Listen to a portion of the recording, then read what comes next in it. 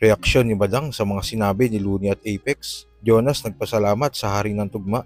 Cripply totodo sa isa buhay. At Flip Top magkakaroon ng award. So tara.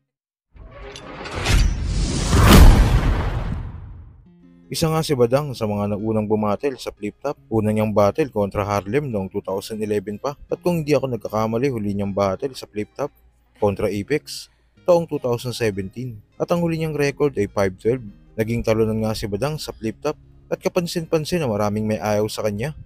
Lalo nang magkaroon siya ng issue taong 2017 sa reaction video nga ni Looney at Apex sa naging laban ni Badang at Jonas sa liga ng PSP. Maraming mga comments si Looney at Apex sa mga linya ni Badang. At hindi ako nagsusulat sa mga battle ko, yan ang gusto kong ipamulat sa kanya. Kaya lang naman ako tinalo ni Akat kasi ako sumusulat sa kanya. Huh? Hindi siya sumusulat. Pero kay Akat siya sumusulat. Bars. Hindi, gagi. Iba yun. Ano yun? May tawag dun eh. Ibang klaseng tayutay yun, tol. Gagi. Gagi, ibang klase. Hindi Parang siya nagsusulat. kinontradict mo yung sarili mo. Para siyang metaphor ng hipokrito. Para siyang... Hindi. Totoo kasi, tira mo magugulat ka katulad nung kanina. Hindi siya nagsusulat pero nang-go-ghostwrite siya, no? Hindi, kanina, di ba? Parang kinontradict niya rin yung sarili niya. Yung sa, kung kinakasawa mo, kinakain mo yung napangasawa mo. Tapos parang, may ano yan, tol. Di mo lang nagigets pa. May ano yan, may art yan. Kasi Badang talaga. Ang alam mo lang kasi yung yung parang outer, parang ng battle rap. Si Badang. Tagal na nito, tol. Ano pa to? Republic, ganito na to. Yan ba ang iyong passion? Passion, yung mabagal na ginagawa mo. Gusto kong Badang. Passion. Passion. Cemento. The stabilo Badang. Ini-stabilo yung ina-highlight Mga iso ko, tang-ina, pas na yun. Ikaw nga, para ma-maintain yung career, mag-concert ka sa mga pasyon. Pas na yun. Passion, mabagal na makatag. Triple lang tayo. Parang Pokemon na nag-evolve ang puta. Pas na yun. Fashion. Mabagal na makantag. Ginagawa mo pasong. Pinagsasawa mo yung mga matatanda doon, dinadami mo sa iyong depression. Hoy! Insulto. Pero kahit anong mangyari, naging mga bitter kayo no? Tano na malapitter kayo, Tano. Ikaw ang tunay na rapist. Bitter kayo, no? Bitter kayo, Tano. Gago, pwede yun Bitter kayo no? Peter kayo, Tano. Pwede yun Vitamin yung Titan. Nakapagdakapagdakapagdakapag ka bang gagangbang. Matalino ka na para mag si Albert Einstein. Slant mind. Slant yung utak At hindi nga niya ito nagustuhan. Umpisa pa lang si Looney, no? Parang saludo siya sa akin, gano'n. Si Apex naman gusto nang bumuga. Pero parang nakokontrol siya ni Looney, no? Yun na napapansin ko Pero habang tumatagal, no? Pakupal ng pakupal. Nag-comment din ako dun sa bakit hindi mo kay Looney sa page ni Looney? Bakit di mo i-break it down yung yung laban namin ni K-Ram, diba? Kung kailan ako hindi nakakapaganda ng maganda, Jonas vs Badang. Tsaka mo i-break it down, talagang ko doon, sablay ako doon. Tapos magtatanong kayo ng talent fee ko. Tapos ban, diba? Parang ban, diba? Ito naman si Tangang Apex, sasabihin, hindi nag-post yan Hindi naman daw siya ban, maarte lang ang Flip Top. Upal, wala akong sinabing ganun. Sinabi ko, hindi ako ban sa Flip Top.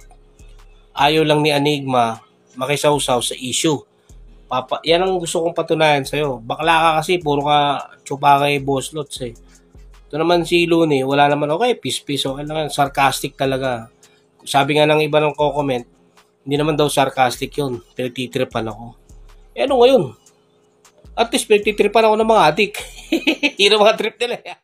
Sa kabilang balita naman, lumabas na nga ang lineup ng tournament ng Isa Buhay. At kaabang-abang ito dahil maraming bago. Siguradong lahat sila ay nakatodo. Isa nga sa marami ang nag-aabang at umaasang makakarating sa finals ay si Cripply. Sinabi nga niya sa kanyang video ay unat huli niya itong sali ng Isa Buhay. Kung ganun nga siguradong nakatodo dito si Cripply. Tagal na nag-i-invite sa Rarik tapos ngayon lang talaga napagbigyan, so nakakahiya lang. Kasi yun nga. Gusto ko lang din subukan. Ano mawawala, di ba? Pero isang beses lang ako sali ng isa buhay. Hindi na ito mauulit. Sa kabilang balita pa, 15 years na nga ang Flip Top. At ito nga number 1 rap battle league sa buong mundo. Kaya maraming mga fans ang gusto magkaroon sana ng award ng Flip Top every end of the year para mas maging solido daw. Lalo ang paghahanda ng mga MCs. Nabanggit nga ito ni Enigma sa interview niya at kung bibigyan niya nga daw ng award si Romano, yun ay Rookie of the Year Award ng 2015. Pero ayon nga kay Enigma, wag daw siyang i-pressure sa mga bagay na yun dahil wala pa daw yun sa plano niya. Consider ko lang, no, pero wag niyo tong wag niyo tong panghawakan, no, na kung if ever gagawa ako ng award is parang the Romano Super Rookie Award. Parang ganoon, parang kung may Rookie of the Year or 'di ba, parang baka yun yung parang kung paano yung 'di ba, yung tama ba yung MVP sa All-Star Game is Kobe Bryant? I think Tapos parang East-West pa naging Bird and Magic pa yung Bird and Magic Awards, 'di ba? So ayun, yun, parang yun lang yung Yeah. pero for sharing lang yun. Wag niyo kayong pressure sa ganung bagay kasi hindi talaga siya kasing yung awards mismo, o yung awards itself, hindi siya kasing importante na tulad ng lahat ng pinaglalaban natin. Pero na-share ko lang talaga dahil parang kumbaga ganun yung impact ni Romano sa liga na parang kung may magkaroon man ng awards na ganun, parang siya yung pinaka bagay na bagay talaga sa kanya. The Romano Rookie of the Year Award, parang ganun.